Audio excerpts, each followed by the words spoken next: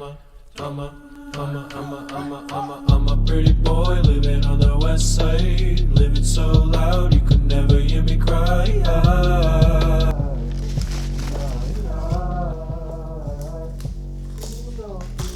Down my eyes, oh these hills they burn so bright, oh these hills they bring me life.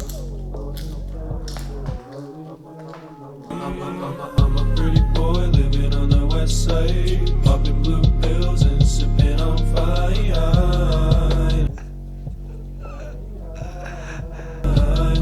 No more fears and no more lies, I tell myself to sleep.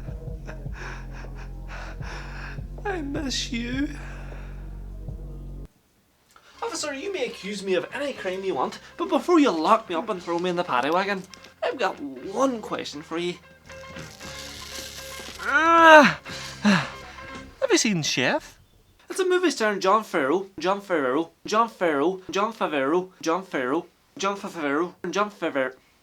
It's a movie starring a fucking chef.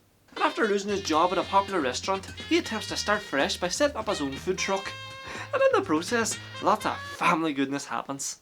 I like it cut, G. If you're a person of culture, you'll already know the deep impact behind this film. But if not, sit down, shut the fuck up, and let me explain. The movie became a popular meme on the IMDb 9.5 star rated Filthyfrank show. The infamous line, "Have you seen Chef?" is repeated many times by members of the cancer crew throughout numerous videos. There's even a "Have you seen Chef" compilation that's gathered almost 200,000 views. Have you seen Chef? Have you guys seen the film Chef? My name is Chef. The meme became so popular that John Favreau actually attempted to do a Reddit AMA, but it was just spammed with the same question. Was "Have you seen Chef?" And he eventually confirmed that he did indeed see his own movie. Now you might be asking, Majok, why are you attempting to resurrect this ancient dead meme? Well, quite frankly, it's due to a recent tragedy that took place on the youtube.com website.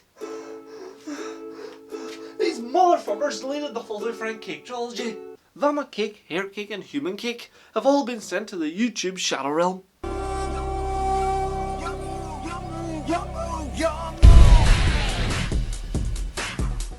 I'm Susan Wojcicki. It's no secret that YouTubers deciding to steer their corporate ship away from that edgy side of the platform. Videos like Content Cop, the Defa H3H3, and even some creators that shall not be named have been yeeted off this platform without warning. So before YouTube inevitably decided to throw an M67 grenade towards the Filthyfrank omniverse and destroy years of nostalgia and just great content.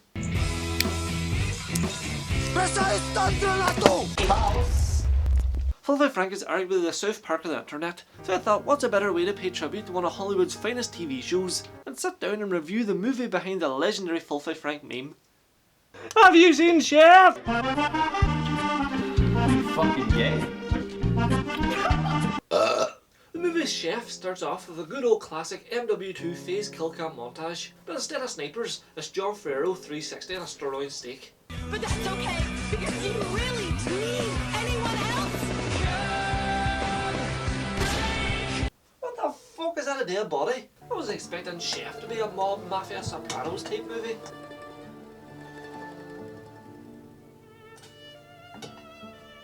A couple of scenes into the film when we're introduced to Chef Carl's disciples, Alcoholic Tony, and hello fellow kids, I also wear my hat backwards Martin. Throughout the film we get a sense that Chef Carl kinda regrets not wearing a Johnny, as he often ignores his son Percy, claiming he's too busy with work. Fuck,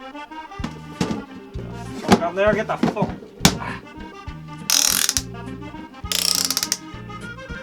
Getting warm in there? Your crying won't help you now. Our chef even tries the African American dad approach. Here Percy son, I'm just gonna nip to the shop for 2 minutes to get some milk.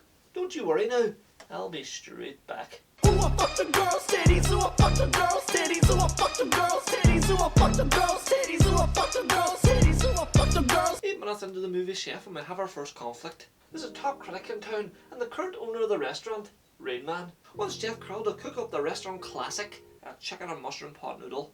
Here comes the airplane! But Chef Carl's sick and tired of serving the same food for the last 5 years. He wants to experiment by cooking up this critic something new, like one of those upper class Chinese coca pot noodles. 朋友是一个坚韧不拔的纪录片。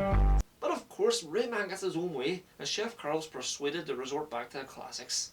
So long, sweet prince. Perhaps we shall see each other in another life. But as a wise cunt once said, trust your instincts. Who's that critic absolutely shat on the restaurant, giving them a measly 2-star rating, claiming he would rather eat Nick Avocado's booty hole than dare go back to that restaurant. His dramatic weight gain can only be explained by the fact that he must be eating all the food sent back to the kitchen. 2 stars. Have you ever heard of the saying, if he's good in the kitchen, then he's good in bed? Well, in this scene, Chef Carl proves that is true, as he makes Scarlett Johansson do a big nut in her pants, as she watches him slowly marinate a plate of pasta carbonara.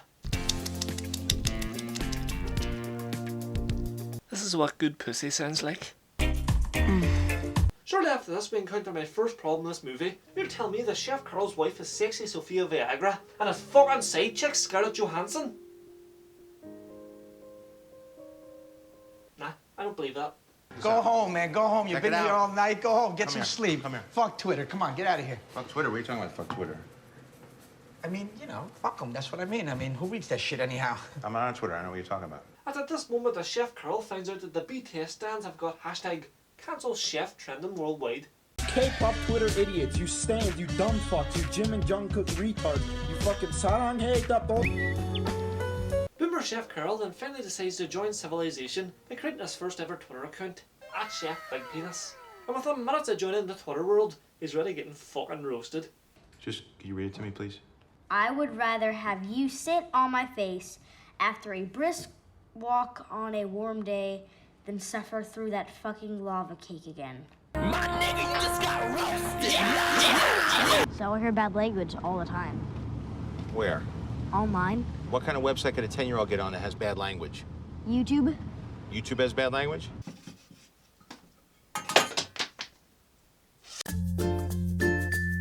In the scene, sexy Sophia Viagra explains to Chef that he doesn't need the restaurant, that he should just go out and buy a transit van to sell food from it. Chef Carl quickly denies this idea, saying he's not a fucking gypsy. And a few moments later, once again, Chef Carl and Rayman are about to bare knuckle box.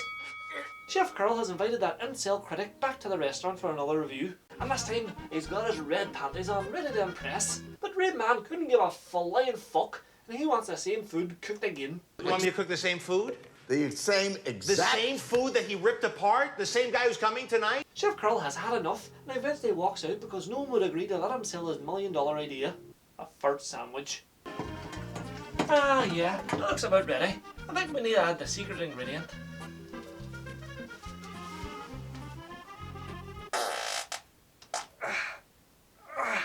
To no one's surprise, newly promoted head chef Alcoholic Tony is making absolute balls of all the orders, and every customer in the restaurant got diagnosed with food poisoning. Who ordered food poisoning? Coming right up.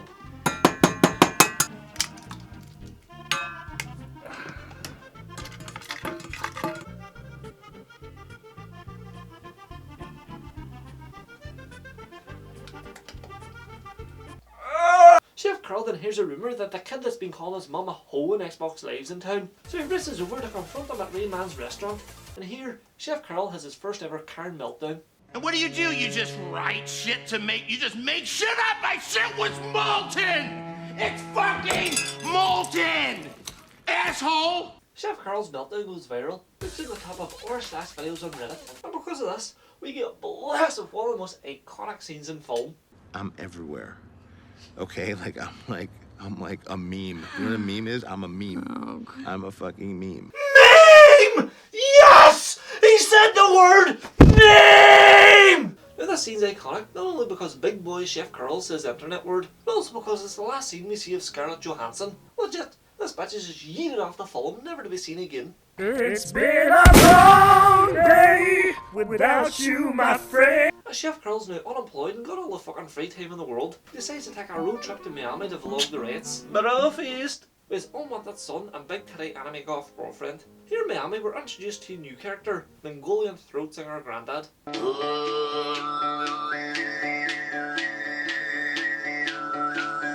This is another character that the writers decide to fuck off, never to be seen again until the end credits. Now the whole point of this Miami scene is for Sophie Viagra to persuade Chef to buy a transit van to start his food truck business.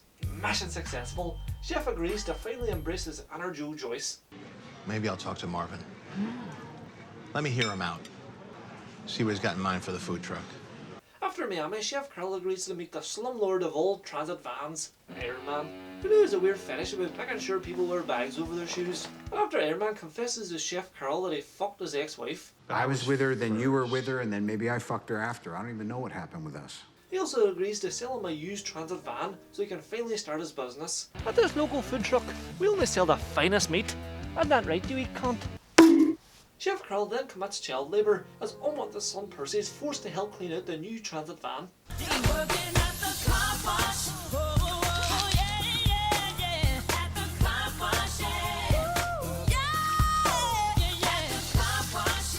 And 2 minutes into the job, this motherfucker rage quits. Don't worry though, all problems are quickly resolved as Chef Carl makes amends by handing down Percy the family heirloom, a big fucking knife. Okay, you see this, Percy? That's a chef's knife. A real chef's knife. You call that measly piece of garbage a knife? This as a knife. Homie Martin then shows up and proves his loyalty as a fucking ride or die as he quit his job to join Chef Carl. And now there's 2 chefs in the transit business. And it doesn't take long for Homie Martin to pop his food truck cherry as we're then shown a montage of him making a mouth-watering sandwich. That's a deal.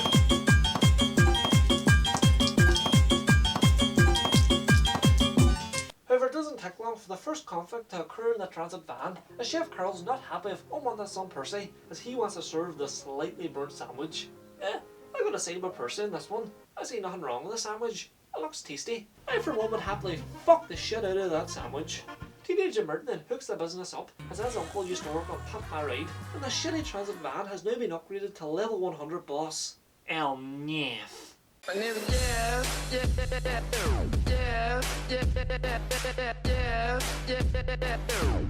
Il Jeff has now gone international, but of course the Popo shows up to ruin everything. You'll never catch me alive! But looking for Chef, this police officer is a fucking fangirl. Instead of spending life in prison, he's to spend life listening to Chef fanfictions. Cunt, this isn't funny. Let me out. Il Jeff then arrives in another state. The business is fucking booming. Motherfuckers are lighting up from here to Kingdom Come just to get a little sniff of them chef balls.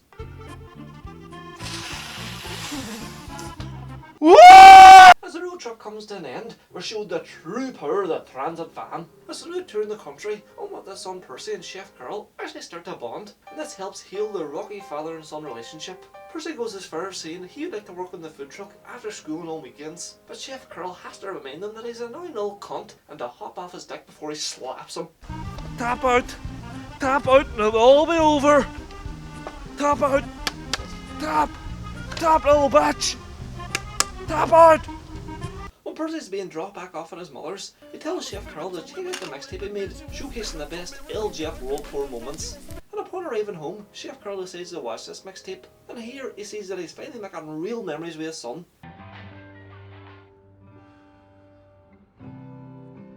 He quickly calls him to tell him he made the wrong decision, and that he agrees to share custody with the transit van.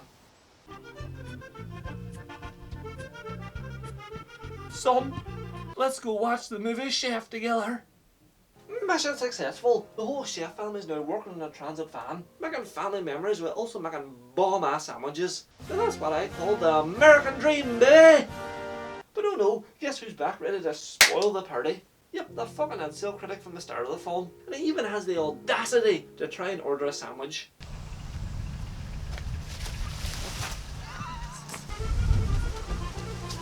Nah, we don't serve your kind around here.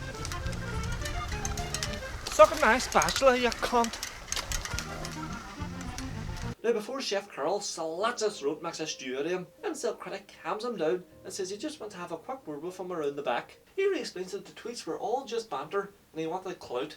I thought we were having fun. It was theater. By the way, what the fuck were you cooking? The movie ends with incel critic wanting to hire Chef Carl for his new restaurant. And boom, 6 months later, the transit van's been sent to the scrapyard, and Chef Carl announces that he's pregnant with incel critic's baby. Welcome home, son. All in all, the movie Chef's actually quite good. It's a nice feel-good film that has a simple plot. Let's tour the country in a transit van selling out-of-date sandwiches. Unlike other comedies, Chef's conflict actually happens at the start of the film, and it gets progressively more lighthearted throughout. The ending does hit you thinking there's an error, and personally, it does feel a bit rushed, but I suppose we can overlook that. Nothing's perfect, you slag. I shall leave you with my final thoughts. In short, with so many high quality food montages, if you're a fat bastard, then this film's your wet dream, because the movie chef is obviously spectacular. My name is Chef. I live in a constant state of fear and misery. Do you miss me anymore? And I don't even notice when it hurts anymore, anymore, anymore, anymore. I live in a constant state of fear. Yeah, that's a good one. But that's an outtake.